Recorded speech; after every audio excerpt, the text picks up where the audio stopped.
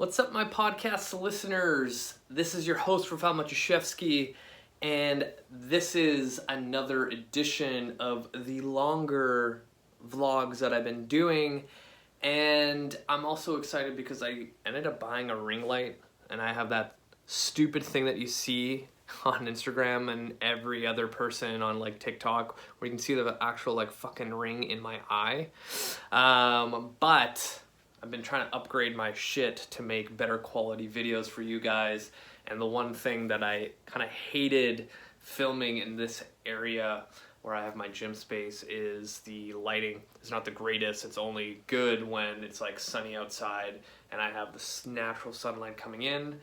But unfortunately, we live in Vancouver where it rains all the fucking time. So, got a ring light so I can, start doing my makeup tutorials and all that shit. Just kidding.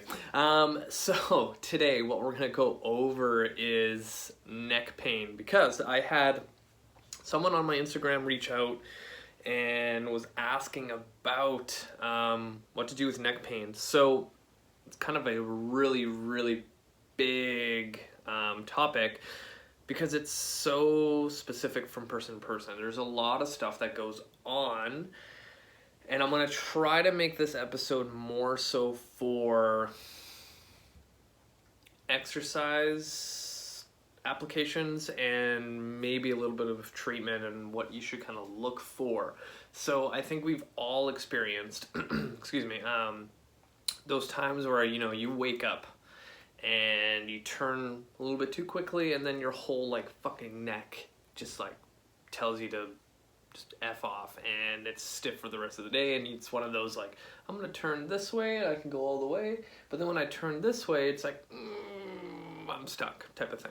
So there's a lot of stuff that can be going on, but let's say it's more of a musculoskeletal issue, and a lot of times it's stress related and posture related. So if you are like me and everybody else in the world right now, at least in North America, we are all working in front of a laptop a lot more than pre-COVID, because a lot of times people have now been working from home. Companies have figured out that, hey, maybe we don't even have to like pay rent or our lease, because everyone's able to do their shit from home and they're actually productive, and we don't have to worry about, shit. So now we have a lot of people at home working from their laptops. Like for me, sometimes I will go from my desk to on my bed to the couch to wherever, but I'm always constantly sitting.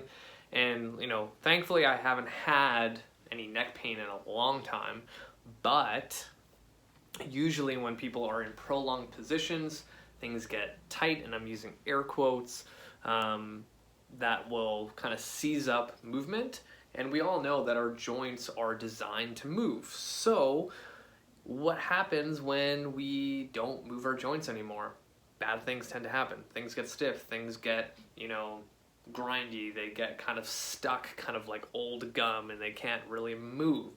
So the neck kind of falls into that line. And when you think about it, like our neck does a lot of movement. It can go into flexion, it can go to extension, it can go to left rotation, right rotation, lateral flexion, both sides, right? So when we limit that, we find out how, important our neck is when it comes to daily movements.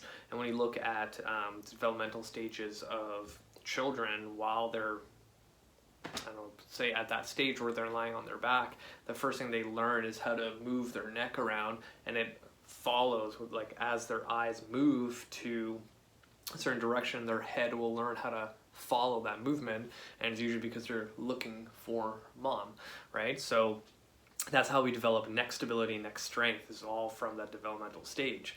So imagine as a baby and a toddler growing up, your neck is going through all these different stages of movement to produce a strong, solid neck. And then out of nowhere, we go sit in front of our laptops or phones or whatever it is and just stay there and stiff. So we're literally taking a joint that's designed to move and be very intricate, and that allows us to kind of initiate any kind of, you know, movement or thought process or reaching for something and just eliminate that ability right away, so bad things tend to happen. So there's a couple things that we can do from an exercise perspective. Number one is just move it. And the number one thing that I always do is something called neck cars. So we've gone over the whole, you know, what are controlled articular rotations, but more specifically the neck. So if the number one best way to combat neck pain is to move it. And the biggest thing that I always tell people when they do cars is never go through pain. So our nervous system has a really good ability to remember pain and will prevent the motion further so you don't hurt yourself. So if, you know, my neck hurts going this way, you get those pain signals right away to stop you from going any further because it'll make it worse. So your nervous system will remember that. So then next time you go, it'll take that ability away from you. And many of you will have this experience before, is when you do wake up that morning and you're like, oh yeah, my neck is super stiff, and then, you know, you're driving and you try to like shoulder check to the direction where your neck doesn't move, you get that sharp pain, and you realize like as the day progresses it gets worse and worse, and you're like, now I can't move my neck at all, right? So a lot of times from a exercise standpoint, you can easily start doing neck cars or just moving your neck through ranges of motion. Right, so to quickly demonstrate a neck car is simply going straight down to the left or right, around up towards the ceiling, over to the other side, around and back, and then you would come back the same way you came, all the way around and back. So every time I show cars, people just assume that that's how their neck or joint or whatever joint I'm showing them is supposed to move. But you'll notice that the biggest thing that I also do from like an assessment standpoint is when I'm working with a patient or a client dealing with neck, or we'll get into that stuff later, any kind of neck issues or anything within this area, a lot of times I'm looking at compensation patterns. So almost everyone, so if you look at my shoulders, they should stay square. I'm just moving this section. So if I went down, most of the time when people start looking to the left or right, the shoulder kind of comes up, right? So that's a compensation pattern. So now I'm thinking, okay, so now this might be like trap related, might be like upper T-spine that's causing that limitation. And it's like, as people go up towards the ceiling and over to the other side, boom, this happens again. So I'm like, okay, maybe it's not actually the neck that's the issue. It might be like the stuff right below the neck. So if you think of like your cervical spine and that junction like right in here that goes into your T-spine might not be moving effectively. And that could be one of the reasons why you're presented with neck pain. So the next kind of thing is to look at T-spine extension and the movement. And sometimes like I'll get people doing the slow cat-cow. So if you haven't seen this, essentially what it is like if you think about the cat-cow exercise where you go with your spine through flexion and extension, I do a small assessment. It's actually in my ebook, the Ironclad Body Training System, which by the way, I'm editing it right now and it's coming together, so I'm hopeful that this summer I'll be able to release it. But anyway, I'm looking at if every single segment of the spine can move interdependently. And a lot of times people are really good at moving their lumbar spine, but the rest of the spine is just garbage. But usually up through here is really limited. It kind of just like comes into one block. Like people don't really know how to move through like T1, T2, T3, which is usually that area that's cervical T-spine junction where a lot of stuff gets really tight and jammed up, and then people can't move through it. So this comes to like treatment modalities, but I'm gonna go from like stuff you can do to what not a medical professional, but like a practitioner can do. So if I know that, okay, I'm doing neck cars to help movement. Maybe I'm going to go through exercise a little bit more, but neck cars would be one. Number two is like chin tucks. So a lot of times the best way, because a lot of times everyone's here like all day, so being able to learn how to get back here is going to be huge for a lot of people. Because if you think about me going into kind of a chin tuck, one, I'm centrating my CT junction into a more stacked position. So if you think of someone doing a really heavy deadlift, they're not here with their neck. They're trying to find neutral with their entire spine to be one strong solid piece. So a lot of times if I'm coaching the chin tuck, the easiest thing to do is to think about if you were driving your car and you're trying to get the back of your head into the headrest, right? So this position, like, think about it. We all know that if you're doing so much like pressing work, you're gonna end up with shoulders and rounding forward, right? So if I'm always pushing my head forward because I'm on my laptop, my phone, whatever it is, then naturally this stuff in here will probably get tight and kind of keep everything hunched forward. So if I can find exercises where I'm constantly like readjusting into those tucks, then 100% it's gonna start moving and feeling better. Sorry about that, someone was calling me and now I have to redo the video, but so same thing, like if all this stuff is tight and it's pushing me forward, the natural like idea and concept is to constantly push it back. So chin tucks are gonna definitely help. And another like way to think about creating neck stability or neck strength are exercises that require it. So deadlifts is a great one.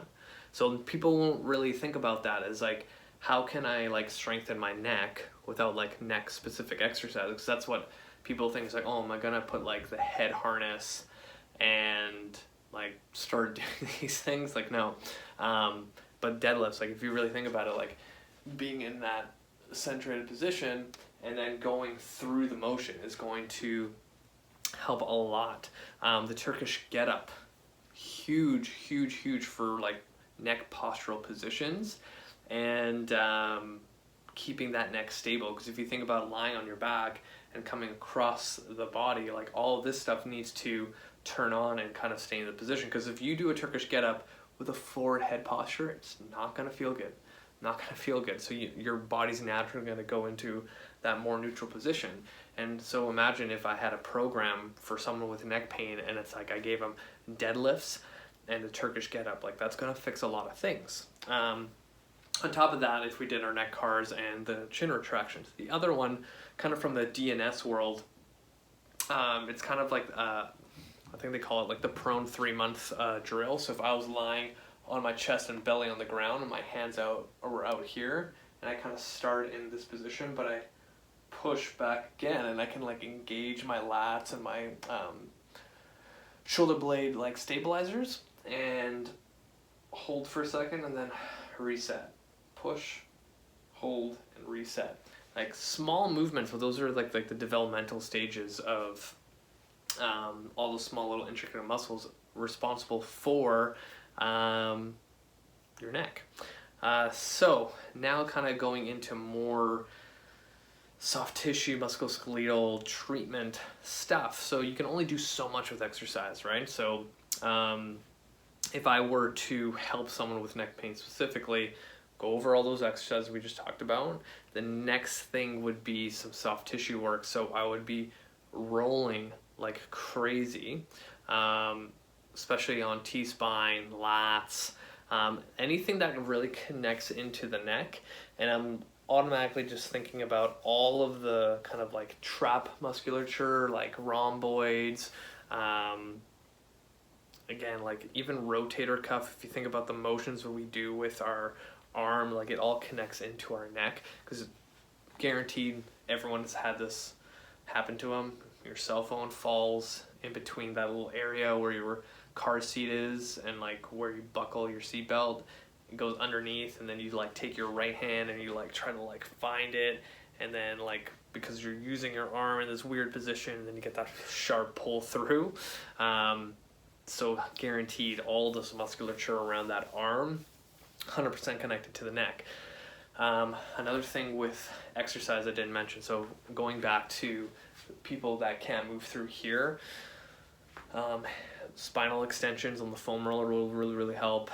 Scapular cars, so if I was on my hands and knees in kind of like a quadruped position and I was doing scapular push-ups and really focusing on getting those moving and also learning how to do the circles as well is going to help a lot.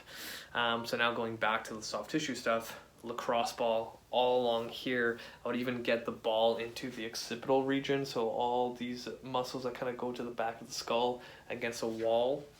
And sometimes it might just be like you pushing your head, doing a chin tuck again against the ball, just to get those like tight points through here.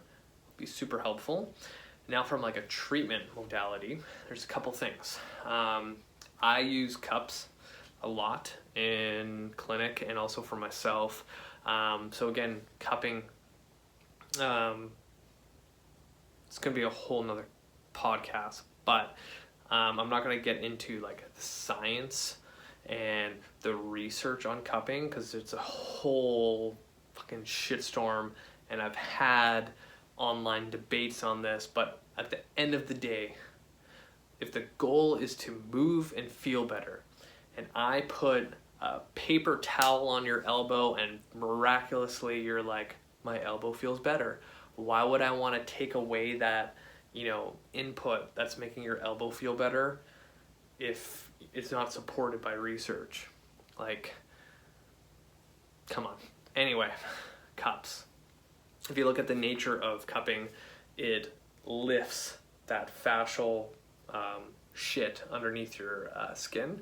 And we all know if fascia gets tight and you don't have movement, it kind of gets harder and harder and harder. So now if we lift and add some room between the fascial layers underneath your skin, you'll have a little bit more movement. You're gonna have blood flow to the area. So a lot of times just cupping like through the traps, going into the neck about here, and then adding movement on top of it is money when it comes to getting a little bit more movement through the neck and kind of subsiding pain.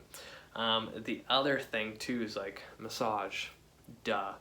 Any like manual practitioners putting their hands on your traps and neck are gonna help a lot, but a lot of times it's just like, if you think about our lives right now, there's a lot of what's it called, stress and tension, and we're here all the fucking time. So a lot of times it's like, maybe it's not really like a musculoskeletal thing, it's just your nervous system like squeezing the shit out of everything and keeping you there, and maybe all you need is like settle shit down. And a lot of times it's like, let's breathe. And that's the other thing too, like breathing can help with this stuff.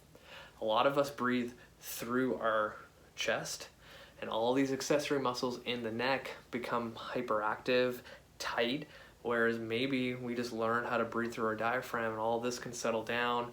We do a little soft tissue stuff, maybe like put a cup on each side bilaterally and do some scapular cars, some neck cars, and boom, like you got some better movement, you're feeling better. Like, who would have thought? The other thing too is like you can go see a physiotherapist, get some like IMS needling through the traps. That can help a lot. Chiropractors, they're amazing. If you believe in that thing, again, I've had endless arguments with people online, but it's funny, like one person has a bad experience and then just kibosh the whole profession. Like, you don't do that with medical doctors. Like, oh, well, I saw one medical doctor and I had a bad experience, so all medical doctors are full of shit. Like, it's finding the right person that understands what you're going through and what you need in order to feel better. So if you trust chiropractors, awesome. If you don't, go see a physiotherapist, go see a massage therapist, whatever it is, just getting some soft tissue stuff. So one of the things that I'm biased, I work with chiropractors, but I've worked with physiotherapists in the past. But the thing that an adjustment can do is, if you have your facet joints in your vertebrae that are just like just jammed. Because think about it, like if your muscles are tight, again, air quotes, it's preventing motion. It's probably getting tight around the joint itself. So imagine if you added space between the joint, now those muscles don't have to stay tight anymore, right? So like having a neck adjustment or a CT adjustment can do wonders for your neck. I know it's super scary to think about someone jamming your neck around, but honestly, like the amount of force that a chiropractor uses is nowhere near the kind of force you would see in a UFC fight when one dude is like literally putting their entire strength to like choke the other guy out, and somehow that guy still has a neck attached to his body. Like, at least try it, right? You have nothing to lose. But those are kind of the thought process that I kind of go into when I'm dealing with neck pain. But again, like, it's changing the stuff that you're doing. Like the reason why your neck hurts is probably because of repetitive nature, movement behaviors that you picked up, and poor posture. So it's like you eliminate those pain triggers, then there's no neck pain. But the biggest thing is like, I have this running joke, like when people are dealing with X, Y, and Z in the clinic, and it's like, I don't know what to do. I'm like, fucking kin stretch. Like, move. Like, people just need to move their body. And I can, you know, arrogantly say that if I took, say, all the people watching this and listening to this, whatever pain that you have right now, if I took the time to assess you and create a movement workout like kin stretch designed specifically for you, guaranteed in 3 months your pain from like out of 10 is like say a 7, it'll go down to a 4 without any other like stuff. But a lot of people don't take the time to put those principles into practice. Like a lot of people are just dealing with the painful effects right there and then. So if you think about it, like I see this in clinic all the time. It's like person comes in, neck pain, like, oh my God, like it's so bad I can't do it, and they just come in for treatment, and then after it kind of gets a little bit better and they feel like they can go back to normal life, they just stop coming, right? And people only come to the clinic when they're like in dire need. And really what we try to educate people at the clinic is that you should be coming in before shit happens, because there's always stuff that we can work on. But then you get to a point where it's like treatment's like not providing you any kind of benefit, and now you just need to move. Like create a protective mechanism on your joints and body so then you don't have to keep coming, right? So when I get people doing kin stretch or just any kind of movement modality, exercise, strength training, whatever it is, things start feeling better. But a lot of times people just don't want to put the effort in to make a difference, you know? Like I can literally take someone who's in incredible pain, like musculoskeletal pain, and give them the best written program for them, and all they have to do is do it. They won't,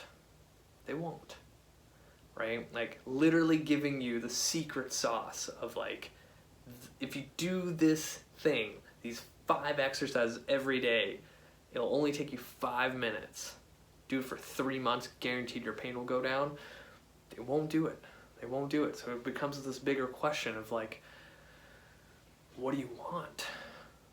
You know, like everything that's worth in this life takes effort, but a lot of people just go down the easier route, or they kind of just wallow in, you know, woe is me, like my neck hurts, my shoulder hurts, it's just part of life, and like, this is the thing, I hate when people are like, oh, I'm just getting old. It's like, no, you're not getting old. You're just becoming inactive, and because you're 40, 50, 60, because you haven't been doing anything at those milestones for like the last 10 years, the last 20 years, the last 30 years, you getting old just means that you haven't done anything with your body in so long, and that's why you're in pain. Age doesn't matter, right? Like, you know, I'm still really, really young, and you know, when I get like a tweak here and there, like clients will make fun of me and go, oh, now you're finally getting old and now you know what it feels like. And I will I think the last thing I've injured was my elbow, and I think I brought this up, but in 2 days, gone. Because I have the tools and my knowledge to know how to fix it. I did some cupping, I did some instrument assisted soft tissue mobilization, did a bunch of elbow cars, wrist cars, shoulder cars, more than usual for it. 2 days later, fine. Now imagine if people did stuff like that, anytime something happens to their joints, muscle, tendon, whatever it is, their body's going to move really, really, really well without any pain for a long time. And, I can't wait on my podcast to bring this episode up again, 10 years from now, and still be I'm this old. I'm never going to say my age because I want to keep that as a secret, and if anyone can figure it out who doesn't know me personally, shoot me an email or DM on Instagram. But 10 years from now, and be I'm still following my advice. Nothing's been hurting me. I've had small aches and pains, took care of it, and that's it. And every 10 years, I'm going to bring this up over and over and over again to prove my point. Because there's other people in the industry that are older and they move incredibly well. If you look at Dr. Andrew Spinal, who's the creator of the FRS system, which is the FRC, kin stretch, the FR, everything like that. The dude's probably 45, 46, and he moves better than me. I look at that guy, I'm fuck, I want to be like him when I'm his age. He moves really, really, really well. And I remember the first time I took my FRC certification 3 years ago, he was teaching it, and he was 4 weeks post-op from an ACL surgery, and he was able to pistol squat. I'm fuck. And the only reason why is because of his knowledge of movement, of why it's so important to move. And he said the moment that he woke up from his surgery, he was already putting the principles into practice. So it's the information's there. And I could give you guys all of this stuff, but it doesn't fucking matter until you actually put it into practice. So that's my challenge for everyone watching and listening, is that if I give you all these exercises, I post exercise every single week, but I would guarantee that 99% of you actually don't put those things into practice. And I write a lot of good information about the exercise. So probably at 99% of the people who see it won't do anything about it. And then that 1% who will implement it will probably not even read what I'm posting and just watch it. You know what I mean? So my challenge for you guys now is every time that I post something that is, pretty good content in my opinion, to do something about it. Take the exercise I post tomorrow or a week from now into your workouts. If I say, do this 3, the post I did a couple weeks ago about the rib rolls, the open books, and the arm sweeps, and I said that if you are working out today, do these 3. Did you do those 3? Probably not. And that having a better T-spine is going to give less work for your neck to take up on that. So I'm giving you all the tools, and it just matters whether or not you're going to actually follow through. So that's my challenge. Hopefully this episode is helpful on the neck pain. If you have any more specific questions about neck pain, let me know. I'm more than happy to help. There's a lot of different ways to go about the whole neck thing. There's a lot of stuff connected to it, and I'm more than happy to help anyone who's had neck issues, neck injuries. Maybe it's a brachial plexus thing. Let me know. I'm more than happy to help. Hit the show notes. If you're listening, watch the video if you like. I didn't demo a lot, so it's not that big, but I guess you can see my new ring light. Again, hit the show notes, add me on Facebook and Instagram, subscribe to my YouTube channel. Everyone's actually been listening and have been subscribing, so thank you for listening. You guys are awesome. Just as we were talking about, have you actually been watching my stuff and implementing it and listening? But you guys do listen, so continue subscribing because I post new videos all the time. Where was I going with that? Again, hit the show notes again.